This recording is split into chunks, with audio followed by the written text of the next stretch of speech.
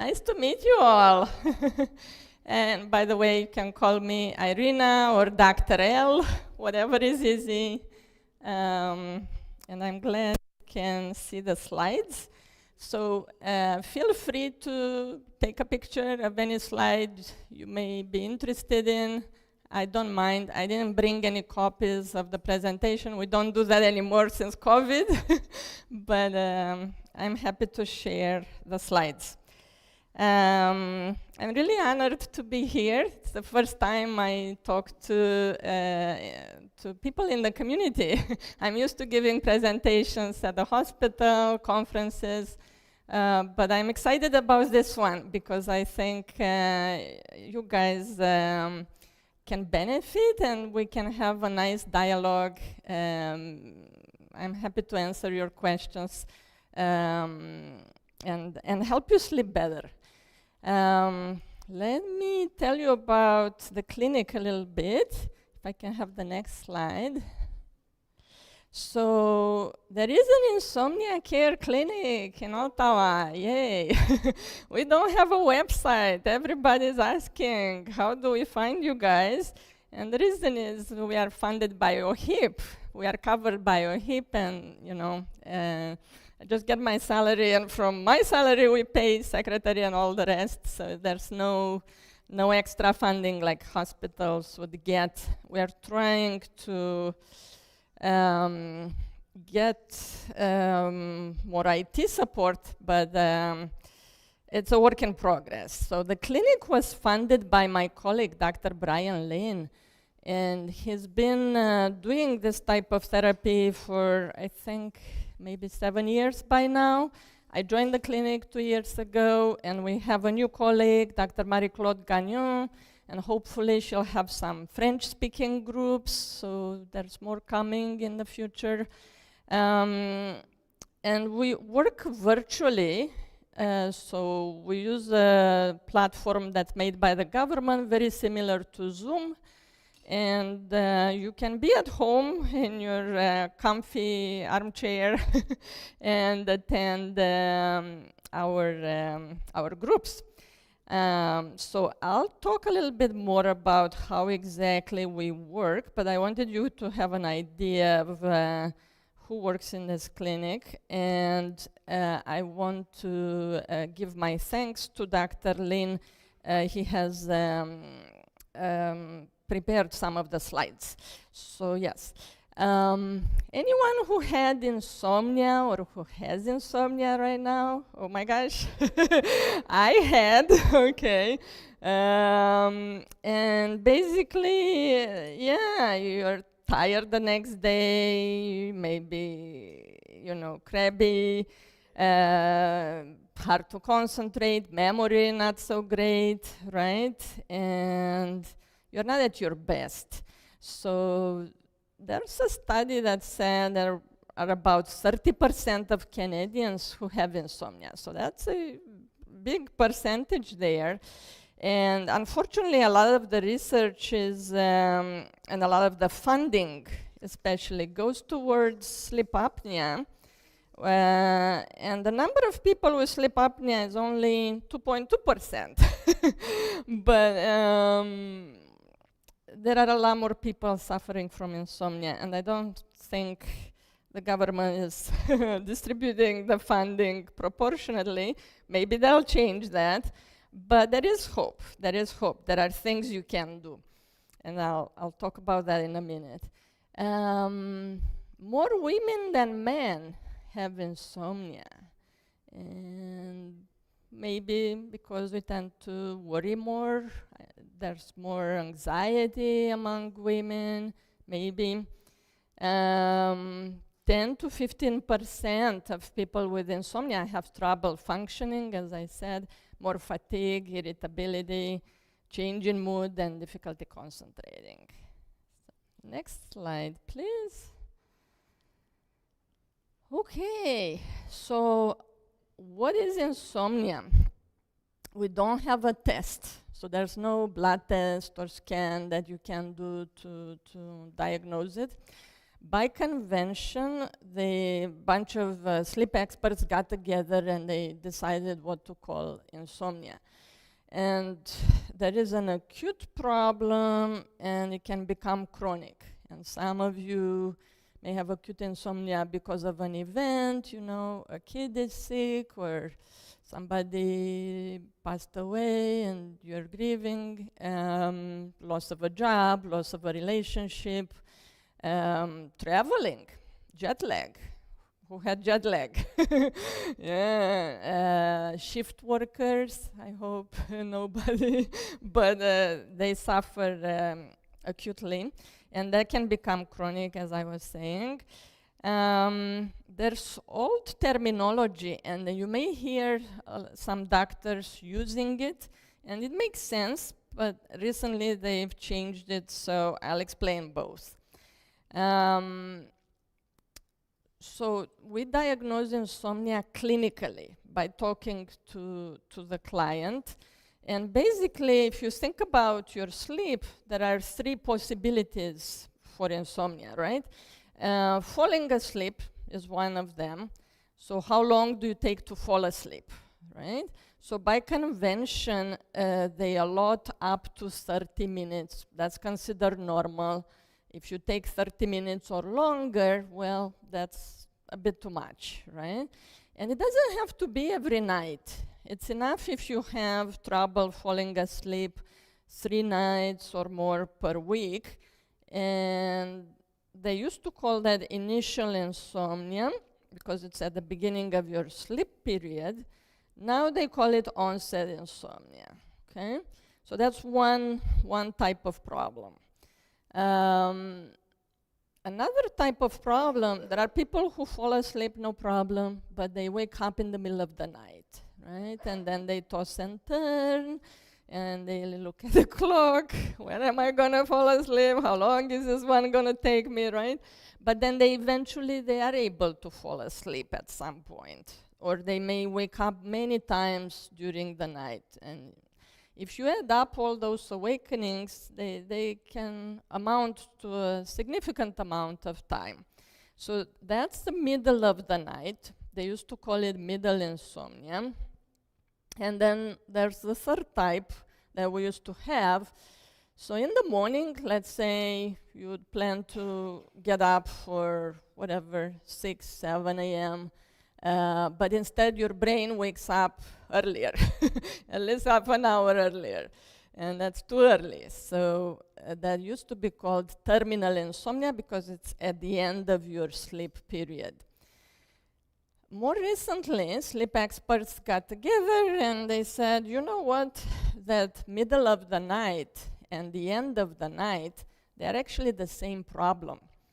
There's a person who's able to fall asleep, but then they cannot maintain their sleep. So they consider the middle and terminal as the same type of problem. They call it maintenance insomnia now, and they allot, like you're allowed to be awake in the middle of the night or to wake up too early in the morning for up to half an hour again. So if you take longer than that, you may have maintenance insomnia, okay? So some people have only one type, and either onset or maintenance. Some people start with one type, but then it switches. They start with onset, and it switches to maintenance, then, or it adds on top of the first type. You get the second one, so you get the combo. I'm not sure, they can all be pretty bad.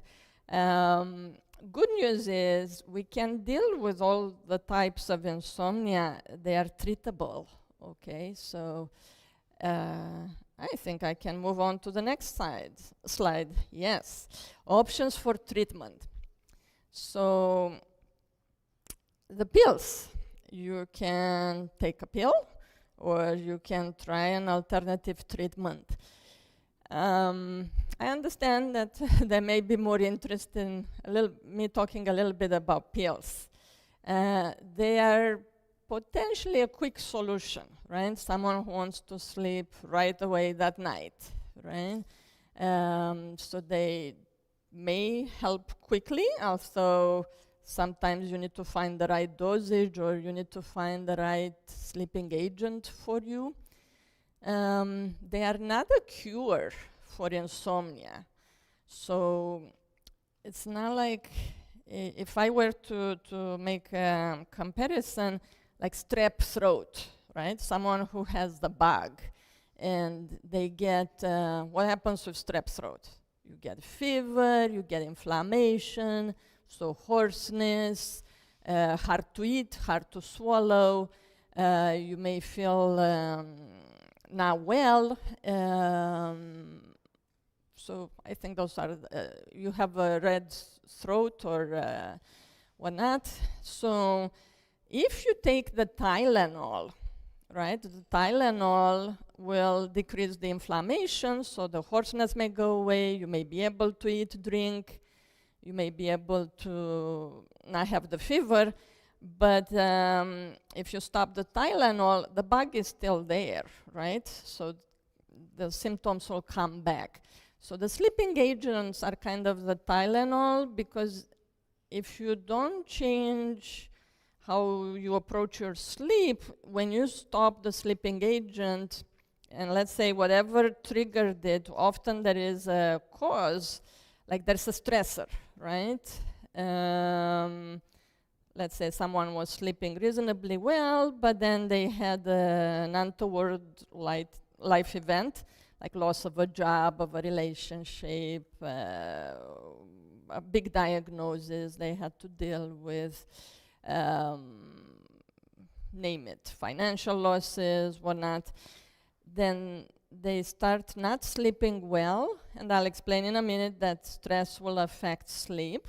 And if they, let's say, don't resolve that problem quickly, they may develop bad habits, okay? Bad sleeping habits. And yes, they'll take the sleeping agent, and the sleeping agent will help them sleep better.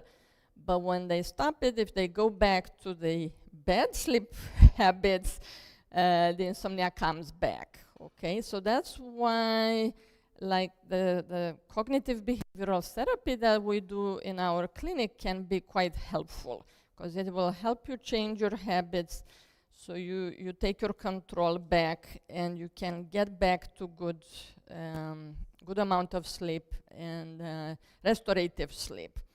So yes, the sleeping agents work really fast for most of, hopefully, but again, you have to find the dosage.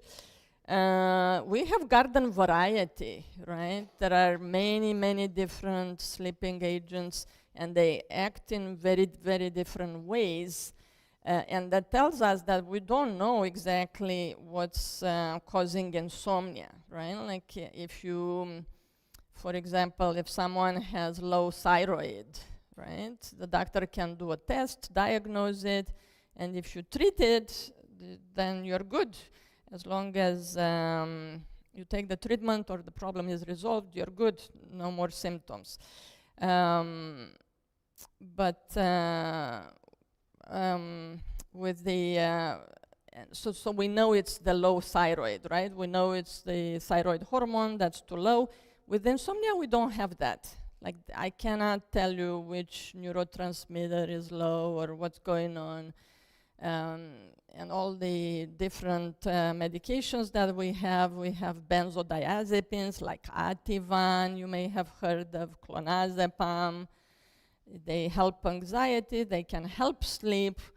We have the Z drugs, their names start with Z, like Zopiclone, Zolpidem, S-Zopiclone that you may have heard of. We have a newer one that's called Dayvigo or Lemborexant, completely different mechanism of action.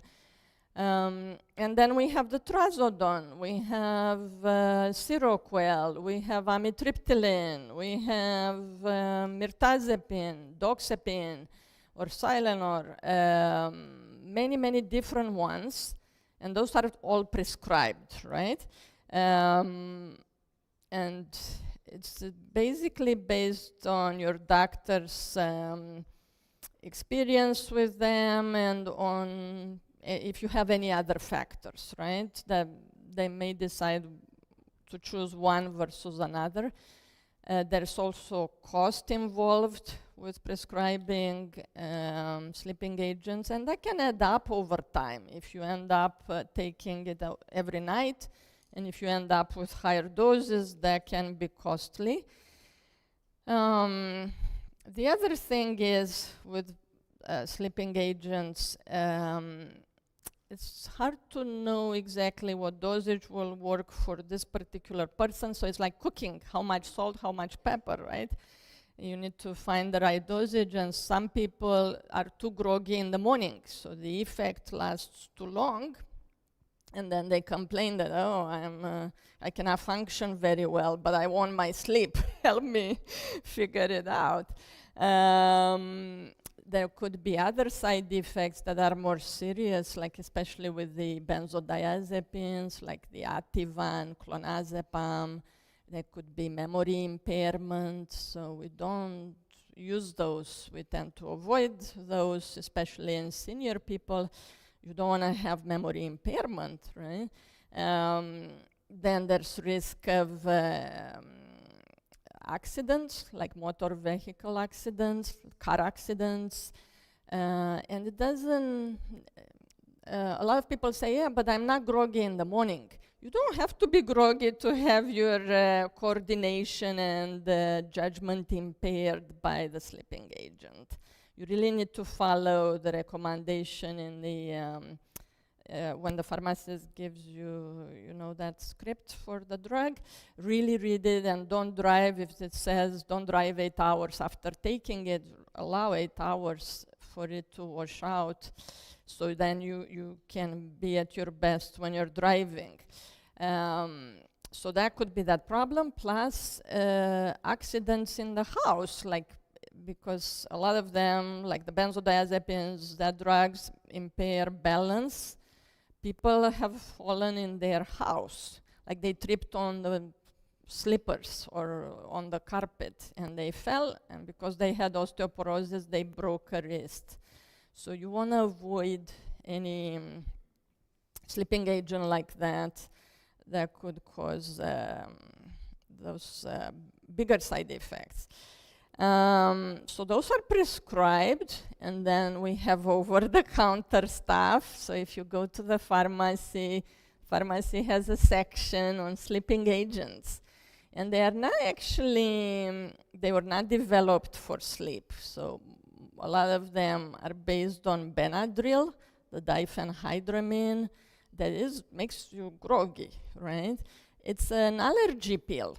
It was developed to treat allergies, and it does that, but it also makes you groggy. So they came up with better allergy pills nowadays. We have Clarity and Reactin and so forth. So then they moved the Benadryl to the sleep section because it's cheap, and it's, so a lot of people take it, but and because it makes you groggy, it can help people sleep, but it has side effects, and people don't realize how many side effects it could have.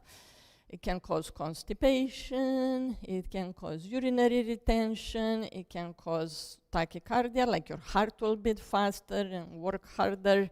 It can cause blurry vision, confusion if the dosage is too high.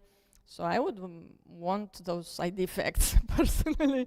And for a lot of people, if they take it every night, they only work for 2 weeks and then they stop working. So they are not meant to be taken for a long time, and you end up with the side effects.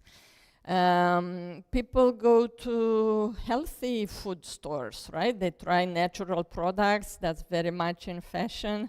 And yeah, traditionally we have valerian root, passion flower, lemon balm, and other plants that are known to maybe help sleep. I don't think the effect is strong, and we don't know what else is in that pill, if it's really giving you what you're paying for.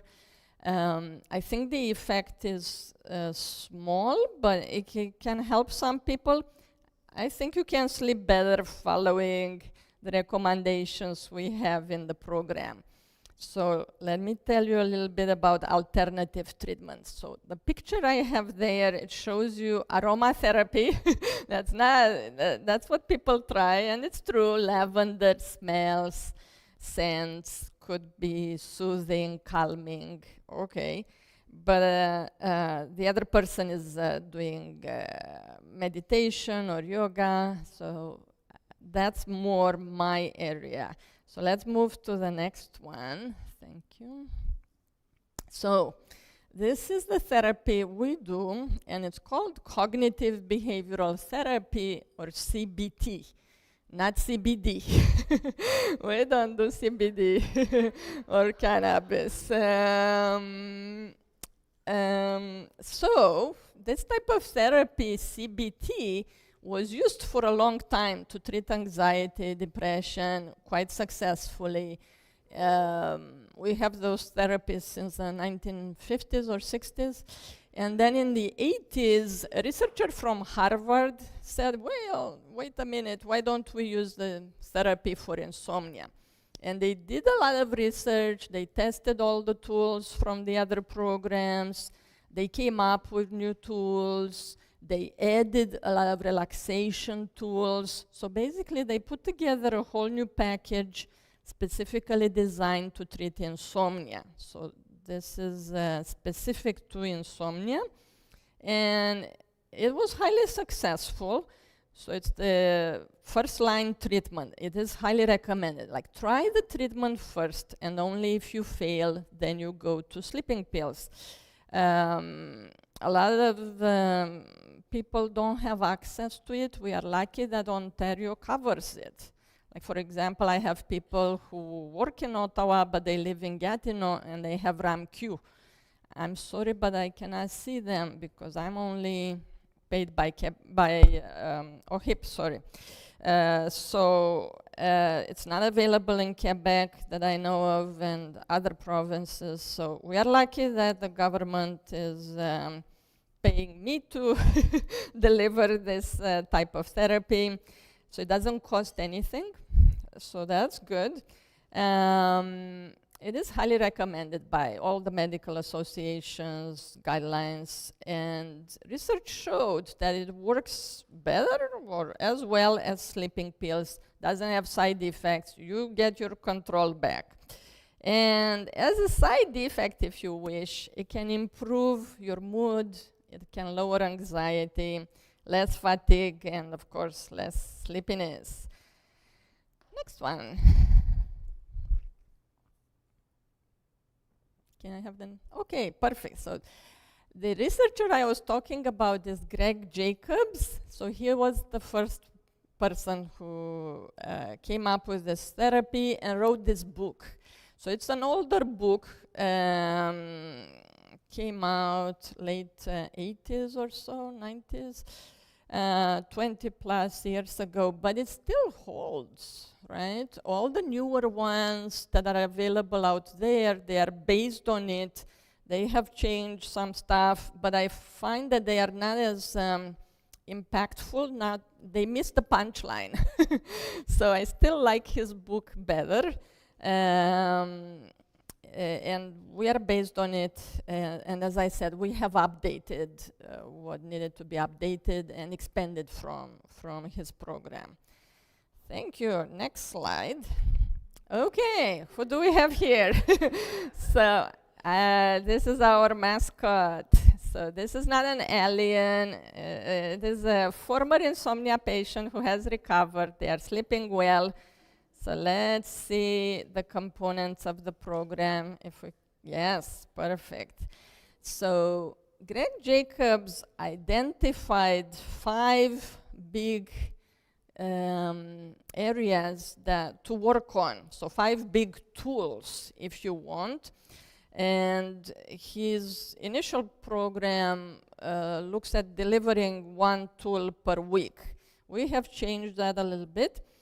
So let's look at number 5 there, sleep hygiene. You guys have heard of it, right? a lot of you, and probably have tried it. So what that means is, you know, what to do about noise, what to do about coffee, how much coffee, alcohol, sleep in a cooler room, all that stuff, comfortable mattress.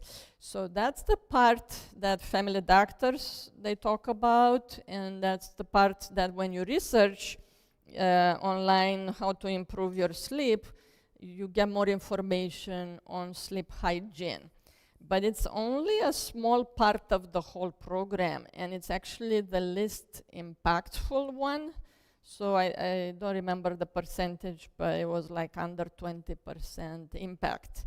So the other stuff is can make a bigger difference in people with insomnia. And let's look at them.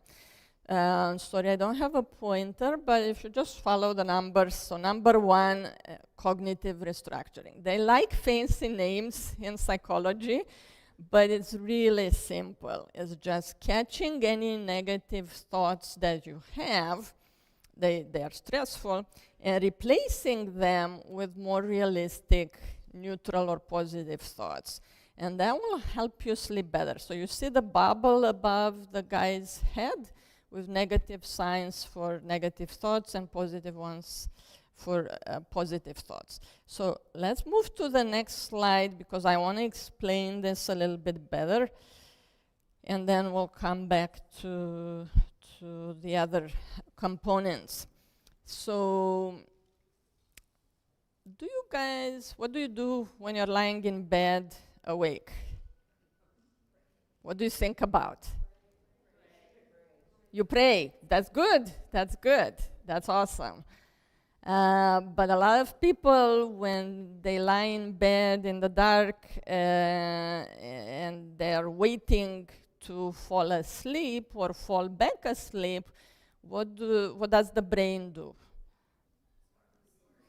It will think, oh, they are not distracted by anybody or anything.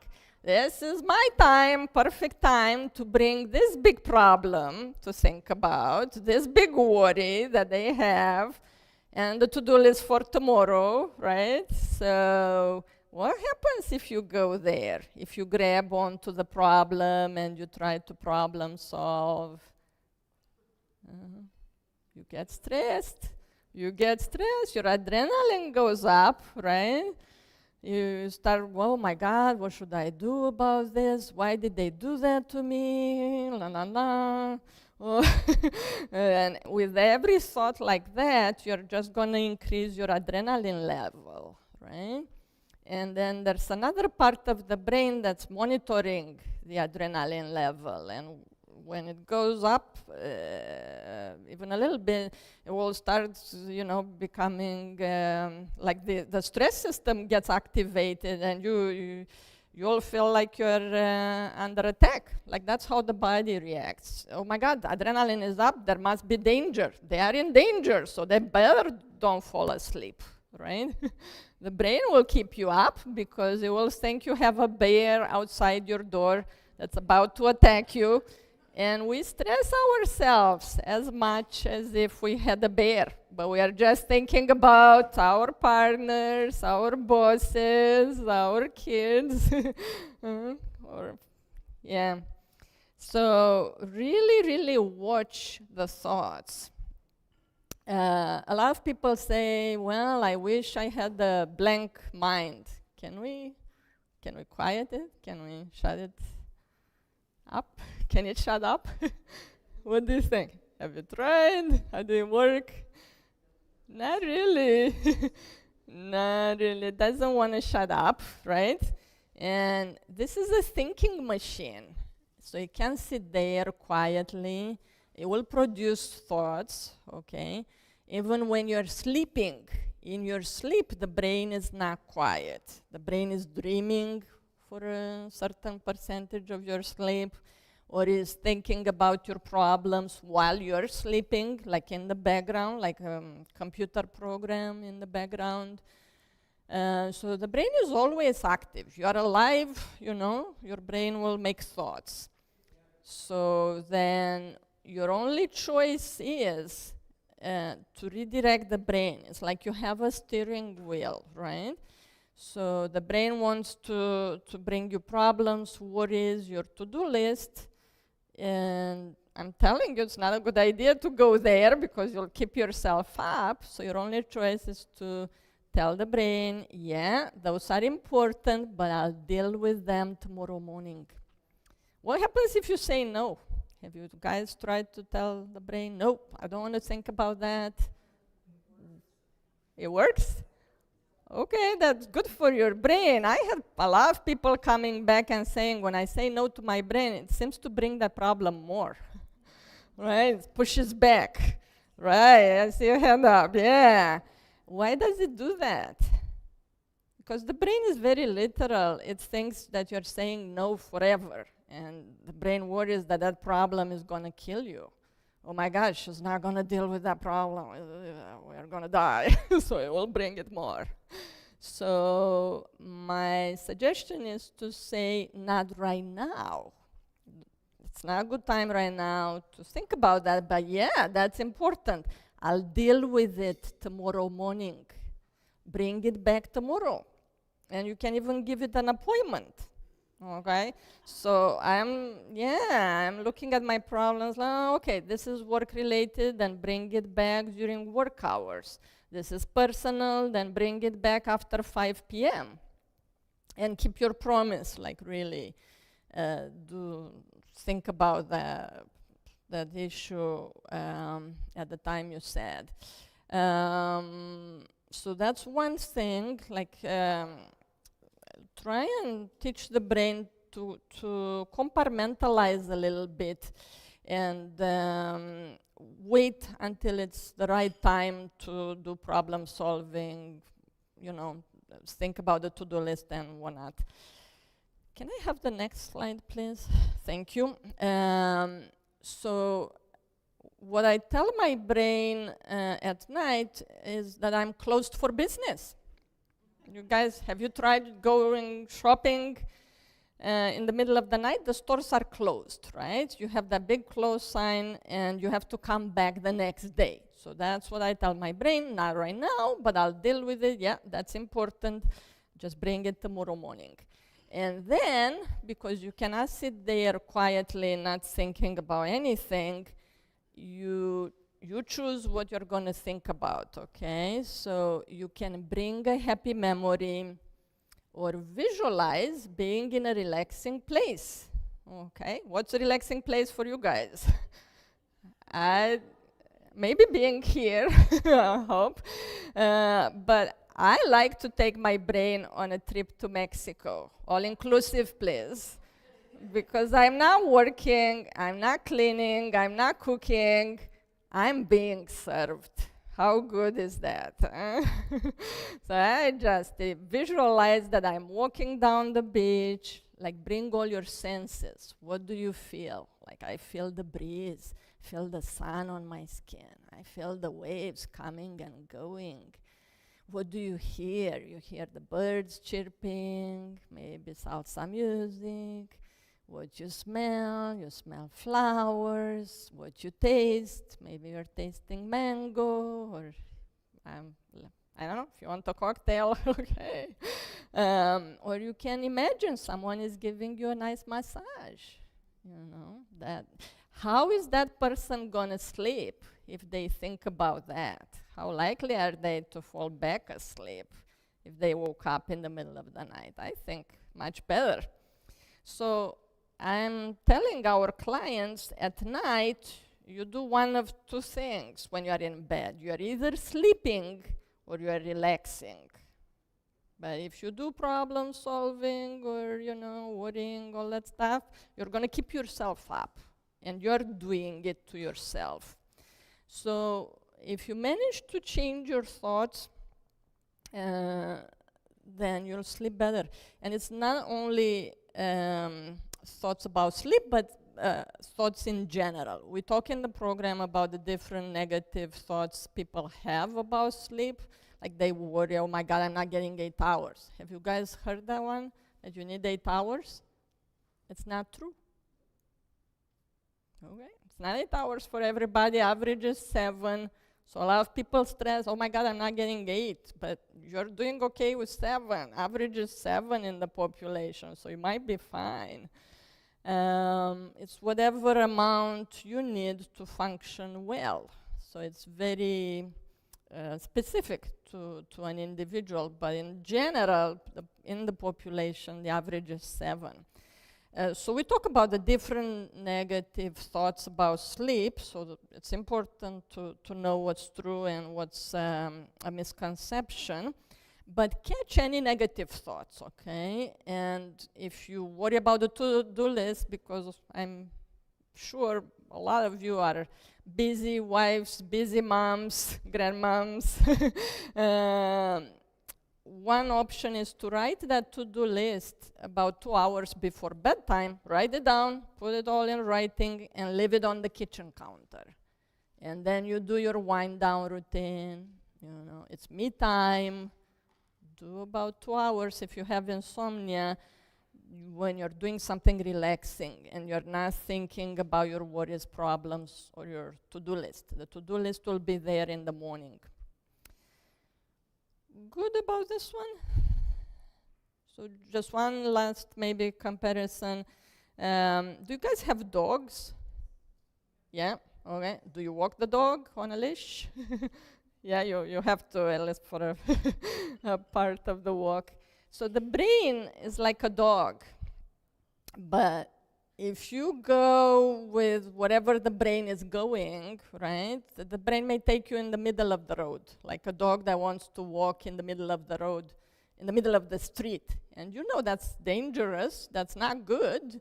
They can be run over by a car or you get hit, right? So what do you do when the dog goes in the middle of the street? You pull the leash and you go walk on the sidewalk, right?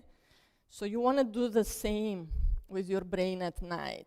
If your brain starts thinking about problems, worries, your to-do list, you pull the leash, sorry, come back, we are relaxing, it's not a good time, pull the leash, you can do that. It's just retraining your brain, because for a lot of people, the brain runs the show. It's like you go wherever the brain is taking you. It's like following a dog, whatever. And that's not a trained dog, right? Yes. Okay, let's see the next one. So another big part of the program is to use relaxation tools, because as I said, you're either sleeping or you're relaxing. But okay, people ask, what are the relaxation tools? So there's a long list of stuff that you can do. Deep belly breathing is really, really simple, but has a big impact. And a lot of people count the breathing, like they breathe for 4 and breathe out for 4, or they do box breathing. The one that's actually relaxing is the one where you pop the belly out. But and I won't have time to explain it. You may want to look on YouTube or Google it, but there's a specific way to do it, and we practice it. I show it, I explain it, we practice it in the session. Then you can do a body scan. So you focus on the different body parts, and that will keep your mind occupied. It will give something to think about, but it's also relaxing. And you can even imagine that you are massaging your body parts, like you start from toes to head, and it's focusing on each body part progressively. Saying a relaxing word or phrase, like that's like a mantra or like a prayer. Absolutely, that's gonna help a lot. And I do recommend doing that right before bedtime, or if you're lying awake in bed at night. Meditation helps, and we give a short 20-minute meditation. There are many good apps, and I listed them there. that have options. They even have bedtime stories. Like if you want your favorite celebrity to read you a bedtime story, you can have that. Yeah. Rocking. Rocking. Do you guys have a rocking chair? Maybe, maybe not. But our grandmas, they knew what they were doing with rocking. Huh? And you don't need a rocking chair. Actually, you can just sit at the edge of a chair or of your bed. If you wake up in the middle of the night, you don't have time to go to the living room. Just sit on your bed even, and you just rock your upper body back and forth, you know, like kids do. And that's very relaxing, it's soothing. Do you guys have kids? I'm sure at least half of you probably. Have you rocked your kids to sleep? Oh yeah, we were all rocked by our moms as babies. That's how we used to fall asleep. So that's why well, it's the same, same movement, right? It's the rocking. Yeah. How about shake it off? What's shake it off? Do you know how to shake it off? Like a kid. Yeah, shake your body, shake your legs. We practice it in the session. It's fun. So you can shake off fatigue in the morning. So if you wake up really tired, you didn't have a good night, shake it off. You can shake off stress during the day. Why let it, you know, pile up and affect you? Shake it off and then go back and deal with whatever is going on. I don't recommend necessarily shake it off in the middle of the night unless you wake up from a nightmare. So if anybody wakes up from a nightmare, don't lie there marinating in adrenaline. It's better to shake it off and then reassure yourself, I'm safe, you know, I can get back to sleep. Playing or listening to music, that's relaxing. So please don't listen to Adele. That's sad. She has a beautiful voice, but a lot of sad songs. So find something that's better, that's more uplifting. So play music for how you want to feel, not for how you're feeling in the moment, right? Playing with pets. I mentioned dogs, but cats, any rabbits, name it. Any pets that are, you know, cuddly, and they better earn their keep. And exercise. Exercise is relaxing. Okay, do you guys exercise? Oh, when do you exercise? At night. Oh. That may wake you up if you exercise at night. So we do recommend exercise in the morning. You want to get the energy going. That's the best time. You want to avoid any strenuous exercise about 3 hours before bedtime. Like anybody who does cardio, aerobic, you know, people go to spinning classes and they finish at 10 p.m. Then they come the next morning to see me. Oh, I didn't sleep well. Well, guess there you go. Or they play hockey or soccer late at night. I can't fix your sleep. You need to make a choice. And not only they play hockey, they go for a drink after, or 2 or 3, and then okay. So yeah, it's good to exercise, but do it earlier. Next one, please. So we talked about the relaxation, which is kind of number 3 there, exercise. So what happens in people with insomnia, there's an imbalance. We have a stress system that's there to protect us, like if a real bear comes your way, you're hiking in Gatineau, and the bear comes out of the woods, you need to be able to react right away. You don't have time to look and assess and think, is this dangerous? What should I do? You want to react quickly. So the stress system is important for survival, but it stays active. It's too strong in people with insomnia. So they have a state of hyper-alertness, hyper-arousal of the brain during the day, but especially at night. And the relaxation system is too weak. So like the stress, if they are both connected, and when one is up, the other one is down. So if stress is up, your relaxation is low. You can't have both high. You can't be relaxed and stressed at the same time. It's either one or the other, right? So at night, you want to bring more relaxation. So that's why all the relaxation tools. So let's go to the next one. That's the second component of the program. So sleep scheduling. How many people use an alarm clock? Okay, good for you guys. I'm impressed because I have a lot of people who come to the clinic and they tell me when I say, please use an alarm clock, but I'm retired. I want to sleep in, but sleeping in is actually what causes the problem. Okay, so we need a consistent sleep schedule. And a lot of people think that they come and tell me, I go religiously to bed at whatever, 10 p.m. every night. I say, good for you, that's good, keep it. But how religiously are you waking up at the same time? And they are surprised because they say, oh, well, I didn't sleep well the night before, then I let my brain sleep in. And that's a recipe for insomnia.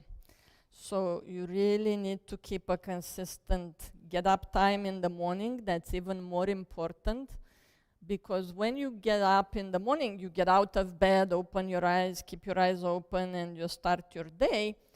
The brain has a master clock, and it starts the day basically, and it starts a timer to make you tired about 16 hours later.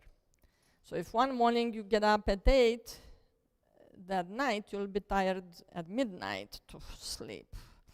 If the next morning, you didn't sleep that well and you get up at 10, the timer starts at 10 for 16 hours. So you'll only be tired for 2 a.m.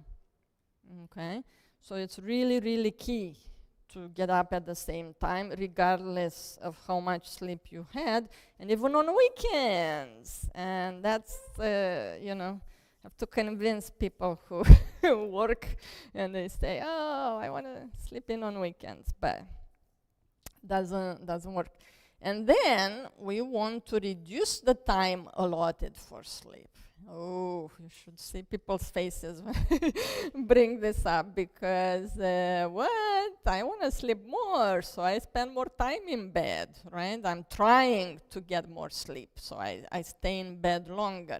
But what ends up happening, people are going to bed maybe earlier, they're trying to stay in bed longer in the morning, hoping they'll get more sleep, but inevitably they'll end up frustrated.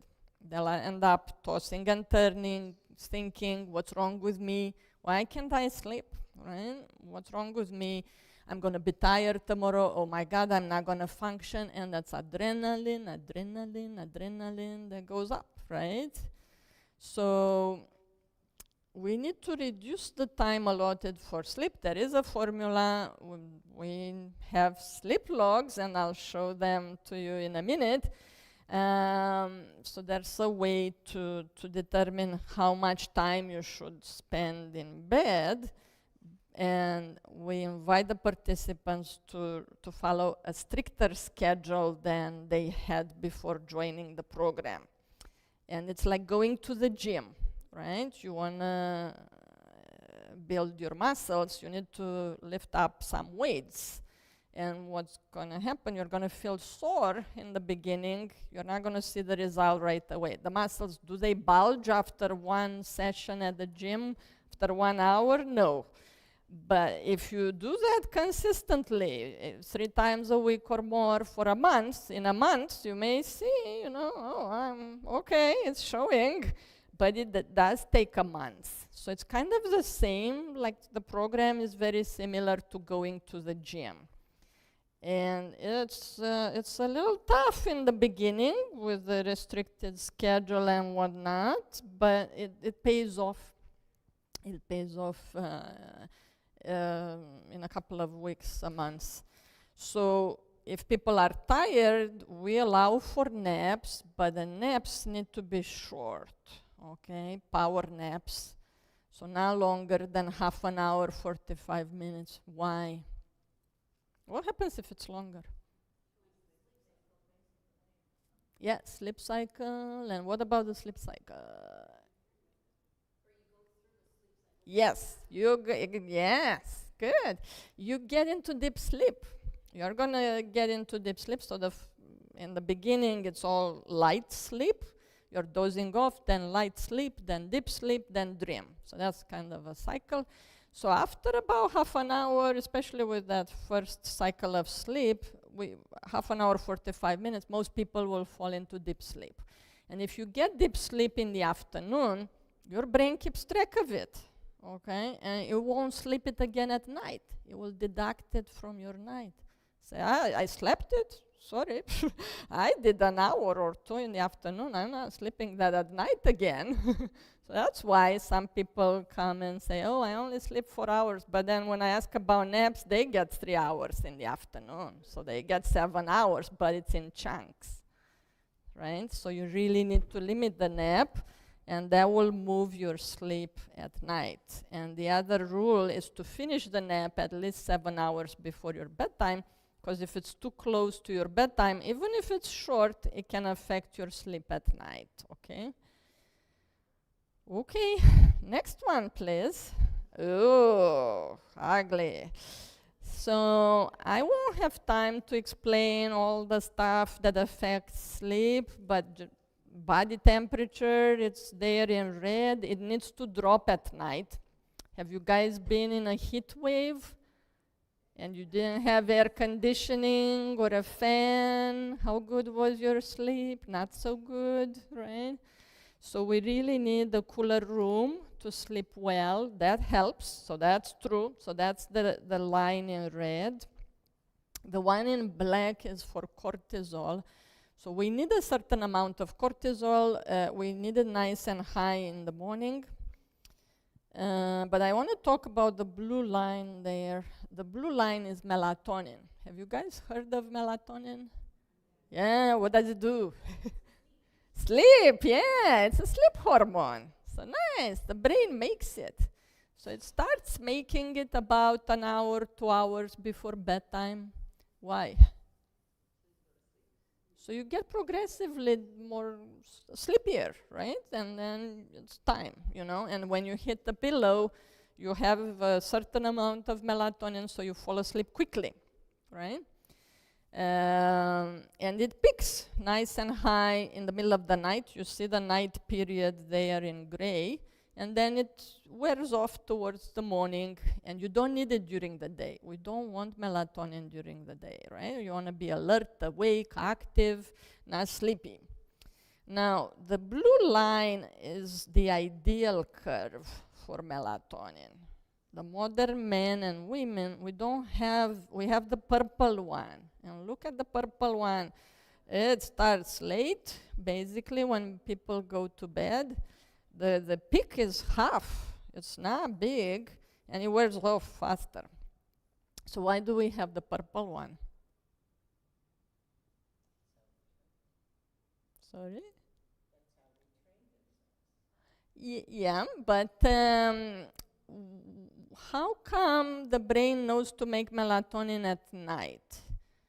How would the brain know it's night? The sun.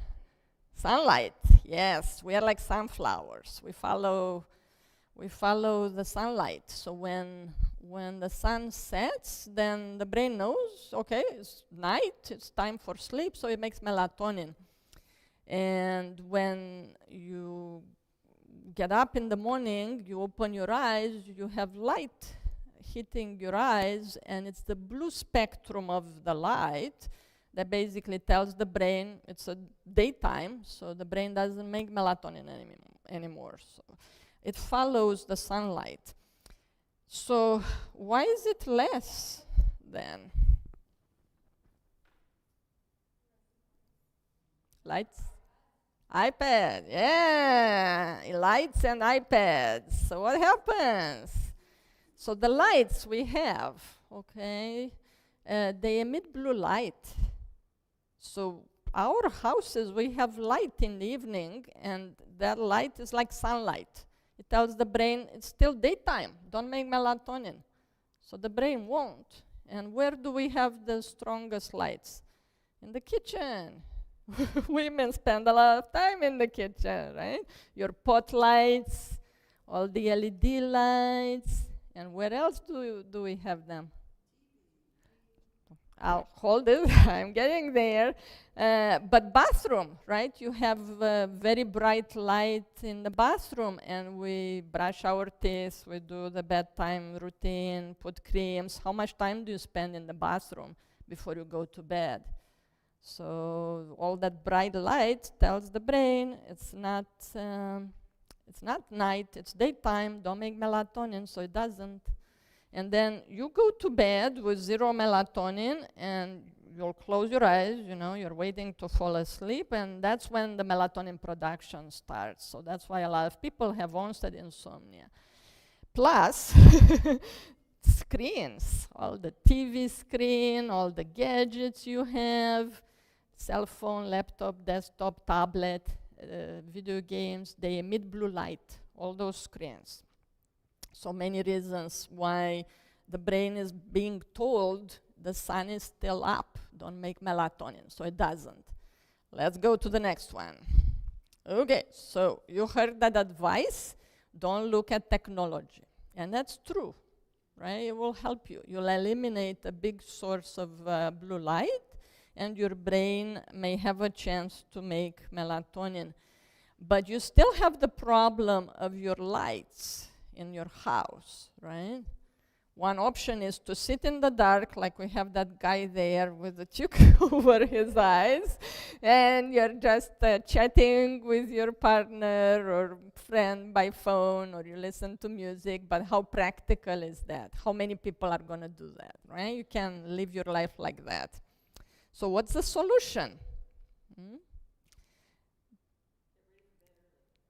Well, but the brain may not be ready, right? It's still 16 hours. Yeah. Okay. So blue. Does anyone know painting colors? Yellow, orange. So I've been told orange. So a complementary opposite color to blue is orange. So if you have a source of light that's orange, it won't emit blue light, okay? So that's how we can get have our cake and eat it too, right? So if you have a light bulb that's orange, and by the way, it's Halloween time, so there are quite a few light bulbs out there that are orange. The brain won't see any blue light coming in, and it will make melatonin. Let's move to the next one, please. Okay, so we have smart light bulbs now available. This is an older one, but you can see there, daylight is depicted with blue for blue light. That's a light you want to have in the morning to wake up, right? To be alert, awake, you want bright light in the morning, and about 2 hours before bedtime, you want to have an orange source of light. So if you like to read your book, or if you like to do some chores around the house, an orange light bulb or a smart light bulb that changes colors would be useful. So there are smart light bulbs everywhere, like Walmart, Canadian Tire, online. They're about $10-15. Costco has 4 of them for $40 or something. Available anywhere. Let's see the next one. Okay, so the problem with the light bulb, you eliminated the lights, right? You turn off your white lights and only have that orange light bulb. But if you look at your cell phone, or if you look at a tablet or television, you'll still have a source of blue light there. So your option is to wear some orange glasses. Sorry, I didn't bring mine, I should have. But they're available online. So Amazon has them, and they need to be pumpkin orange, like orange, really, orange, not translucent, not transparent, not yellowish, not amber, orange. I see some people wearing prescription glasses. Has your optometrist offered to, if you pay extra, to add blue light blocking film? Some people, yeah. And what's it good for? What does it do? Yep, it does. And it prevents glare at night. So if you're driving, the light from the incoming traffic or traffic lights, but your glasses are transparent. They are not orange. So it's not enough. It does block some, a little bit, enough to prevent glare and eye strain, absolutely, but it's not enough to help the brain make more melatonin. You want to go for orange, like really orange glasses. So those are helpful, okay? And you can do whatever you want with the orange glasses. Like you can look at your cell phone, you can look at television and whatnot. They have glasses that come over prescription glasses. So that's available. They have clip-ons online. Just have to measure, make sure they fit. And then what else? There's a setting for your devices, like all the cell phones, tablets, computers. There's a nighttime mode. So activate that mode to kick in 2 hours before your bedtime. I do recommend that, and then make it so it removes in the morning when you get up. That's helpful, but it's not enough. The maximum melatonin you're going to make with the orange light bulb or glasses, okay? Let's see the next one. So this is another fancy name, but really, really important tool. You want to help the brain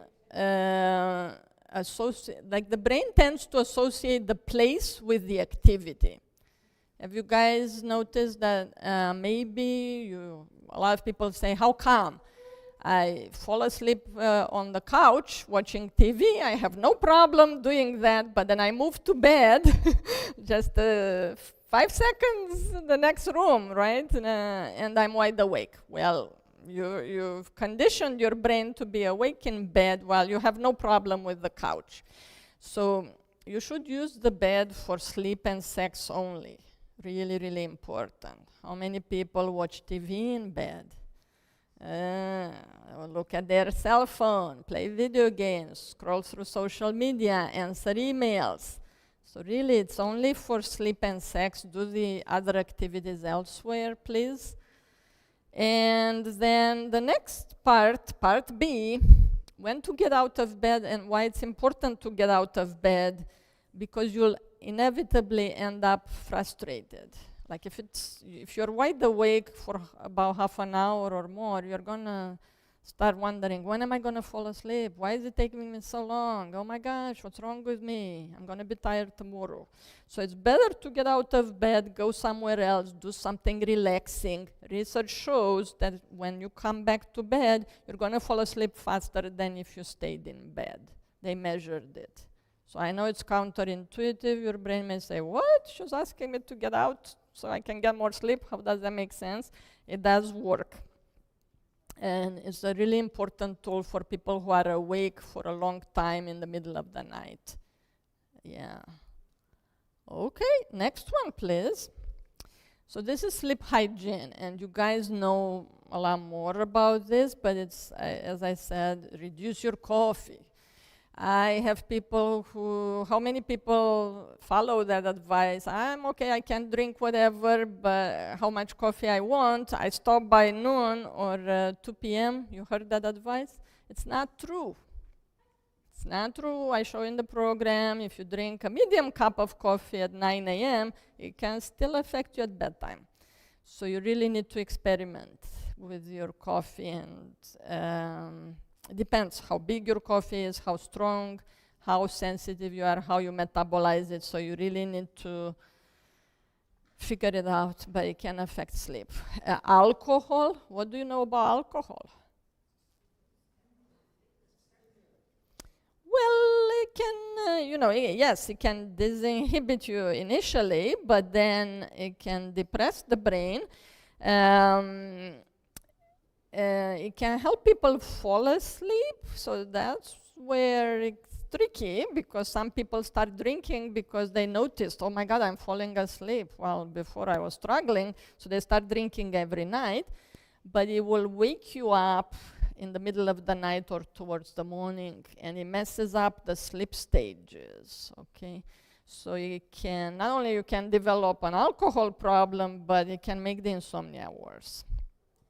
Reduce noise, so earplugs, and there are noise machines or apps on your phone or YouTube, whatever, so you can play white, brown, green, pink noise. Exercise, as I was saying, is really good in the morning, only light exercise at night.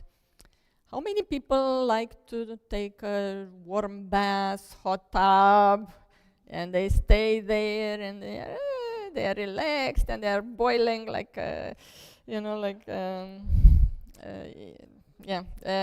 so if you stay too long in a warm bath, your body temperature is going to increase, and it's as if you are in a heat wave without a fan. Like, it's not going to help you sleep well. So limit the hot bath or tub to 30 minutes, okay, in the 3 hours before bedtime. So if they are relaxing, yes, go for it, but keep it short. Reduce light, as I was saying, blackout curtains, blinds, eye masks. And how about eating? Should we eat? We shouldn't eat? What do you think? Before bedtime. It depends, right? It depends. So people who have acid reflux, who have heartburn, they shouldn't, right? Make sure you eat at least an hour or so before bedtime. Otherwise, if you lie in bed, it's going to come up and bother you. There are people who have really fast metabolism, or athletes. They consume a lot of calories, so they may need to eat something before bedtime. So they even wake up in the middle of the night and they eat. So it depends. You need to see for yourself. What would you eat? What do you think it's okay to eat? Well, yeah, turkey. Why the turkey? That's tryptophan, yeah. So tryptophan is like a building block. The brain makes melatonin out of it and other chemicals, so good, very good. But the problem is roast beef has even more tryptophan, but nobody says eat roast beef. So I don't know why the turkey, maybe Thanksgiving dinner? Yeah, I think so. We are off work, we are with family, we drink a little bit more, yeah, other reasons to sleep. Yeah. Milk has tryptophan, so milk can be helpful, same as turkey, but I don't like that it brings liquids. And then you need to wake up and pee for a lot of people, so crackers and cheese, yeah, that's what they do at the hospital. Crackers and cheese, a little slice of cheese, or a banana, a little croissant, or a little bowl of cereal, but more cereal than milk, right? Anything that there's no magic food, but anything that's small, you don't want to have a big meal. Okay, let's see the next one. We are almost there. So I'll tell you quickly about the program. So this is an older schedule, as you can see. We have 6 sessions, okay, 6 meetings. That's it. They are long. They are 3 hours and 20 minutes long. But they are entertaining, so I'll keep you awake. And the time flies by, really. And we go into detail. We go into detail about all those topics. If you want to read from the book, you have the chapters there. And basically, we meet once a week for 3 weeks in a row, and then we try and space it out, like about every 2 weeks until we finish. So the total duration of the program can be 8 weeks, but 6 meetings. And the meetings are always in the same time slot. Like if you start in the morning, it's always going to be in the morning. If you start in the afternoon, it's always going to be afternoon. We have an afternoon option, 3 o'clock to 7:20. Let's see the next one. It's a sleep log. So I know it can be intimidating. It can be printed and filled in by hand. If you have Microsoft Office Excel, you can fill it in really well. Or Google Sheets. The vast majority of people, they manage to fill it in. It's really important for me to know exactly what goes on with sleep. So people need to fill it in every morning and to email it back to me the morning of the next session. Because in the session, when I talk to them about their sleep, I want to know exactly what time they got into bed, what time they turned the lights off, when they got up, you know, all of that info. And I can give them feedback. Next one, please. Okay. Almost at the end. So if you're interested in our program, we need a referral. So it's covered by a HIP as long as we get a referral, and that can come from a family doctor or a walk-in clinic if you don't have a family doctor, or any specialist who follows you for whatever reason. They just need to send us a fax at that number, and the referral must include, and that's basic information, like your name, date of birth, OHIP number, valid OHIP number, please, phone and email, if we have the email. Phone, really important, because we want to call you back. And we need the doctor's name, doctor's OHIP billing number. They should put that automatically, and their fax number, so we can fax them a note back. So that's it, that's all. And then you are going to fill in a questionnaire, and we'll have a half an hour intake appointment. I really need that questionnaire back to see exactly what's going on with your sleep, and I can, we'll take it from there. So that's kind of an overview. It's like helicopter kind of view of the program. I'm happy to take any questions you have. Don't know if you have time. Thank you. Thank you. Okay, we'll move to a few questions if everybody wants to hear a few.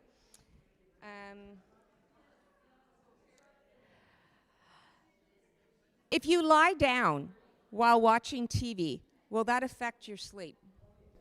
Yeah. Could. I can't read these there, that would be better. Is it okay to take melatonin pills on a regular basis? There's a slight benefit from taking the supplement, but there could be side effects. We obviously prefer the one that the brain makes, right, locally, because when you take a pill, it will go all over your body, and there could be side effects, like liver, vision, name it. Some people have nightmares from melatonin products they don't have from their own melatonin. So if you can use an orange light bulb or glasses, that might be better. Okay. How should nightmares be addressed? Should you wake the person up? Well, depends. During nightmares, the brain is trying to process emotions, so I think it's important to look at whatever is going on in that person's life and maybe work through their emotions, so pay attention to your dreams. But if they don't wake up, I would probably let them sleep. If they wake up, then I would, shake it off, splash water, open the window, and then maybe talk to a therapist. And what are your feelings towards a heated blanket, a heated mattress pad, or weighted blankets? So no problem, as long as the air you breathe is cool, they can be helpful. It's your choice. You don't have to be shivering, yeah, they can be helpful. Do you have any suggestions for people who have ADHD? Any tips for them? Yeah, set an alarm to go to bed. They delay going to bed, right?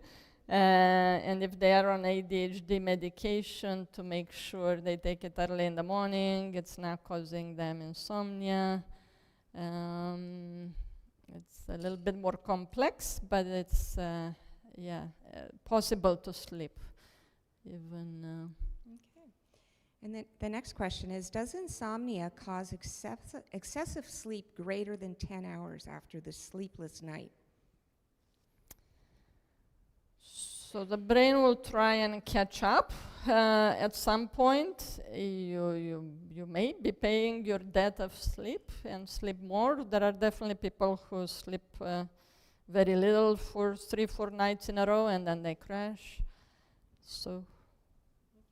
And how long does it take to get off the sleeping pills once you've entered the program? Like, do you suggest that someone goes off them cold turkey, or do they wean themselves? How does that work? No, I wouldn't suggest they go off cold turkey. We do have a protocol. So I do think it's important to taper down the sleeping agents slowly, gradually, and be successful.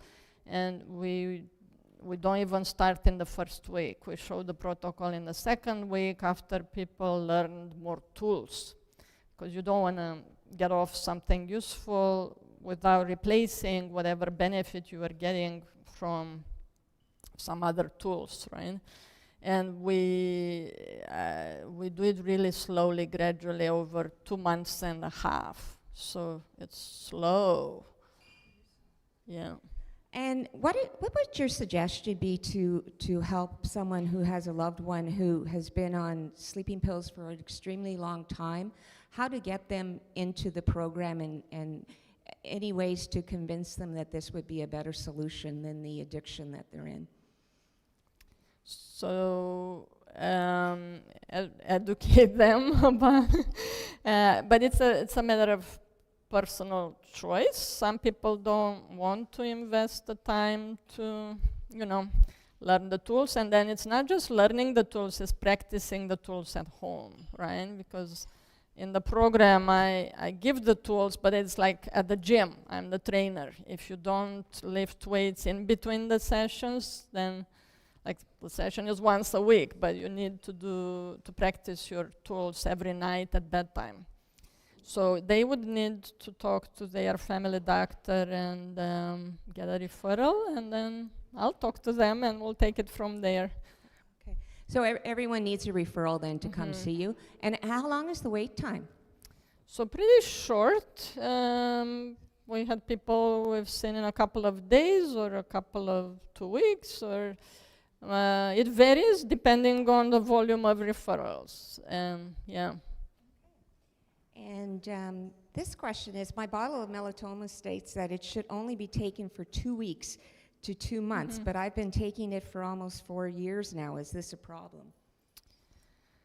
So, I mean, it's a lot of people end up taking sleeping agents for longer than they planned, and they were developed to treat acute insomnia, not really for chronic.